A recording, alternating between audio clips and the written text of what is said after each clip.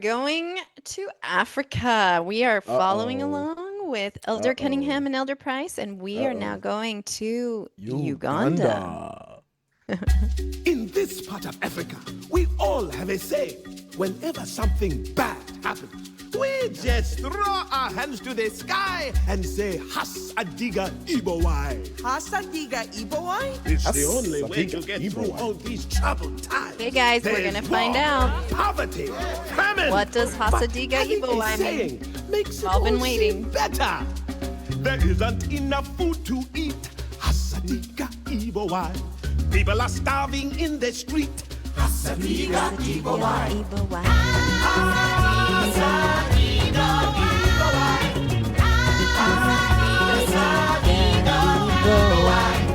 Well, that's pretty neat. Does it mean no worries for the rest of our days?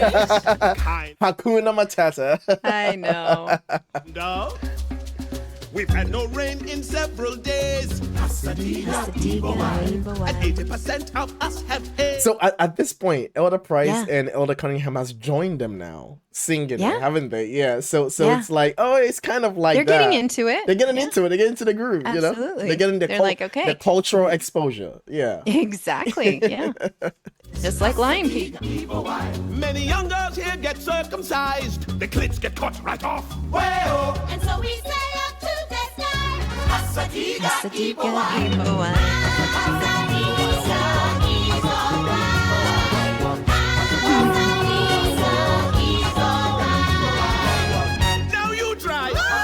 Just stand up tall, tilt your head to the sky, and list off the bad things in your life. Somebody took our luggage away. Hasa Diga Why? The plane was crowded and the bus was late. Hasa Diga Eebowai. When the world is getting you down, there's nobody else to blame. Raise your middle finger to the sky and curse his rotten name. Wait, what? Uh-oh. Hasa Diga Eebowai. Am I saying that right? Okay, Elder Price is starting to be like, like, wait, middle he's finger? putting two and two together now. Like what? He's like, yeah. And Elder Cunningham goes, am I saying it? he's still into it. He's like, I am one with these guys. Yeah, absolutely. But Elder Price, the wheels are turning Yeah, in his head. the wheels are and he's starting to figuring turn. It's this like out. middle finger. What? What? To What the are we? sky. Yeah, What? exactly. Excuse me, sir, but what exactly does that phrase mean? Well, let's see. Eebowai means God, and Hasa Diga means fuck you. So I guess in English it would be fuck you, God. Hasa Diga Eebowai. What? When God fucks you in the butt. Hasa Diga Eebowai. Fuck God right back in his cunt. Oh, Hasa Diga Eebowai.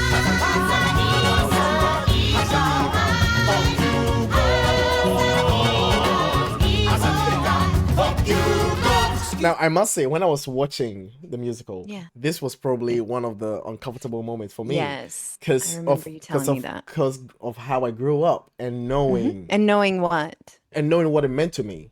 You know, Yeah. when I used to believe. When I was in Ghana, there was a time where there would be people who would travel around with CDs, selling them. Christians will sell them CDs. Right. Now on the CDs were secret societies behind the hip hop rings and the Hollywood and all of these secret society secrets and all the signs that the celebrities would do. It's like, oh, see, Jay-Z did a sign, and the sign represents the eye of the Illuminati, and Kanye West did that same sign, and they all do these secret signs. Now, I'm not here to, talk about conspiracy theory. And anyway, it was a big deal. So they would come to our schools and they will play these songs. And then that's when we were exposed to the idea of if you play a song in reverse, you start to hear the devil or the demons sing and speak back at you. So they will play that in there, and it's like, oh my god, oh, and then they'll play the song in one of the Jay-Z songs in reverse, and Jay-Z would, and then it would say something like, I am the beast or something like that, and it's like, oh my god, and there was a whole panic, and I bought like 3 CDs, and I remember having so much anxiety, and I was like, how old was I? 16, 17, 18? 16, 17. A kid in one of Jay-Z's songs, he said, fuck you, God. And that that became a huge thing in the Christian circles in Ghana, that became a very huge thing. Like everyone's talking about, did you hear what Jay-Z said? And anyone that was singing Jay-Z then was pretty much, you know, on par with him, saying, oh, did you know that he said this and blah blah blah. So yeah, it was a huge satanic panic, you know. So we had our satanic panic in the 2000s. That's when that's when we had ours in Ghana. So that is what gets triggered when I heard them. When you heard that, when I heard her perform that for the first time, it just took me back to that moment. How I felt in that moment. Yeah. So that fear got rekindled again. But then I was like, well, what? Yeah. The Book of Mormon musical does not shy away from crude or pulling punches. I mean, it's a lot to hear something like that. Yes. I mean, it's pretty dang graphic too. So yes, exactly. It paints a perfect picture. Yep. yeah. Me, sir, but you should really not be saying that. Things aren't always as bad as they seem. Oh, really? Well, take this fucking asshole Matumbo here. He got caught last week trying to rape a baby. What? Why? Some people in his tribe believe that having sex with a virgin will cure their AIDS. There aren't many virgins left, so some of them are turning to babies. But that's horrible. I know. Hasa Diga Eebowai. Here's the butcher, he has AIDS. Here's the teacher, she has AIDS. Here's the doctor, he has AIDS. Here's my daughter, she has a wonderful disposition. She's all I have left in the world. Aww. And if either of you lays a hand on her, I will give you my AIDS. If you go like I love it. I love it. It's just so good. But you see, they kind of showcase the relationship that the father has with the daughter right there. Yeah, and already, right? And it shows that how it's kind of like a kind, loving relationship. Yes. Even in all the suffering, in all the pain that they go through, he finds a way to be kind and loving to the daughter, and finds a way to stay away from verbally abusing her by referring to her as having AIDS. So he would rather be identified as someone with AIDS rather than someone thinking his daughter has AIDS. Even in the moment of suffering, he's able to see her daughter's humanity above the suffering. And this was something that I noticed, and I was like, this is a point against all forms of abuse. When people say, when people say, oh, they did their best because of how much stress that they went through. That's why that's why they had to abuse you, because you should feel sorry for them, really, because, you know, look at their childhood and look at what they went through.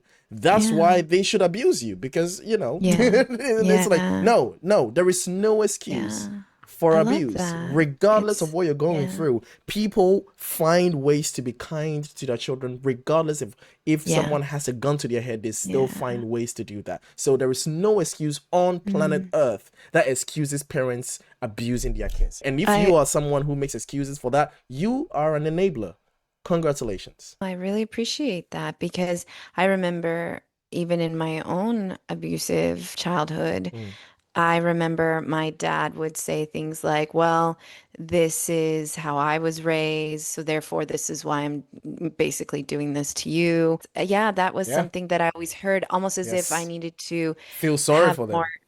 Yeah, and also extend them grace, because, well, he's just a product of his own upbringing that was abusive. And so therefore, that's why I'm getting beaten up or whatever else was happening. And it's so funny, because I can really speak to that now, that's not how I've raised my children. And you made a choice. What happened to me was far worse than anything my father ever had to endure. And so it's like, here I'm coming from that background of abuse, and I actually chose to break that cycle vehemently. I did not want to hand that down to my children. And what does the church say? Hasa Diga Eebowai. I think that's very important. I find it quite lovely that that's how you see that relationship between Mafala and his daughter, and that's beautiful. So, yeah, go ahead. we say, try living here a couple days. Watch all your friends and family die. Hasa Diga Eebowai for you. Hasa Diga Eebowai. Fuck you got in the ass, mouth and cunt. Fuck you got in the ass, mouth and cunt. Fuck you got in the ass, mouth and cunt. Fuck you in the eye. Fuck you got in the ass, mouth and cunt. Fuck you got in the ass, mouth and cunt. Fuck you got in the ass, mouth and cunt. Fuck you in the other eye. Oh man. I know. It's like this song, I don't know, like for me, it's like, okay, they do not hold anything back. This song, my goodness. I actually missed that. They said in the other eye. Yeah, I know. They add that. Not just in the ass, the mouth, or the cunt. Yeah. Yeah, it's the Both eye eyes. and then the other eye. Yeah. Oh my goodness. It is so intense. Oh man. Prior to the Mormons coming to Africa, the Africans already has an idea of God being anthropomorphic, being like human beings having two eyes. Okay. Right. So it's that kind point. of they already have Yeah. that imagery of God in their minds already prior to Yeah. the Mormons coming to. It's very interesting. And then also, again, this is going to play into a lot of things like, they think the missionaries are coming into all parts of the world, but especially in third world countries, thinking that everybody's biggest problem is going to be cured by bringing them the gospel of Jesus Christ. Right. I mean, these people are dealing with so many atrocities that are being done to them, around them. Not, they talk about how it hasn't rained for days. Like this, they're Right. not eating, they're Right. not living. Their solution is this phrase, and it gives them some solace. And it's so foreign to both Elder Cunningham and Elder Price. Yeah. Because to them, it's like, oh my goodness, like your problems are going to be solved through Jesus Christ. And it's like, no, our problems are going to be solved through humanitarian aid and, maybe some better resources and education and other things that we really need. Yes. Anyway, it's just funny, the different perspective. I'm going to throw this in there as well, which is something I notice when people say, well, what about when people believe things to make them feel good? It's like, well, Hasa Diga Eebowai is also a belief that they hold that makes them feel good, that gives them solace, that gives them comfort about how they feel with God. But when the Mormons heard it, they felt affronted by it. Yes. But it's something that gives them solace, so technically, they should let them keep that belief, no? Oh, no. Yeah. No, right? Because No. it makes them uncomfortable. And if they make them uncomfortable, they have to change their mind. You see? Yeah. That's why the argument for, well, why do you talk about these topics all the time? What if someone believes and it gives them solace? If you think that you can hold certain beliefs, that also allows you potentially, I'm not saying all of it, potentially allows you to hold bigoted views as well. It's an affront to the people who you're bigoted at. It's an affront to them, and they have every right to see you as someone whose mind they need to change. Just as Elder Price and Elder Cunningham proceeds to want to change the people's mind when they say Hasa Diga Eebowai, which is an affront to the God that they believe in. Right? It's very interesting. It is.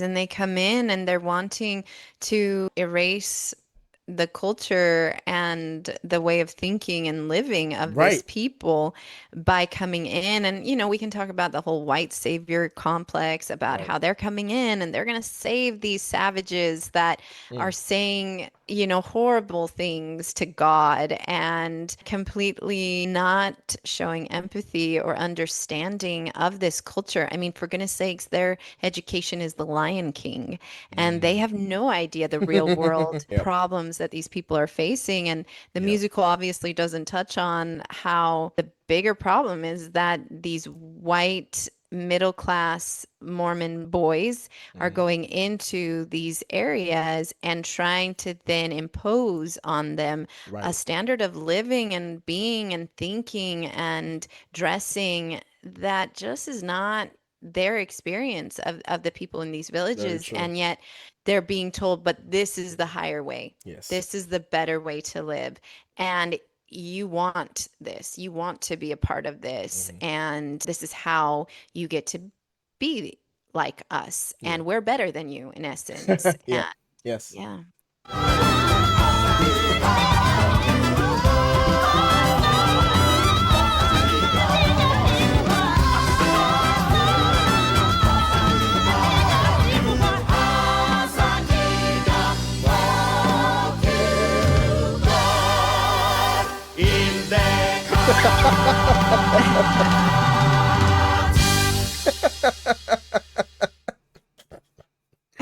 Oh, it's brilliant. It's brilliant. You good? I'm good. Here's This is how much fun I had when I saw it. I had so much fun watching it. It was brilliant. Yeah. Oh It's man. shocking and yet Yes. so funny Yes. and that's yeah.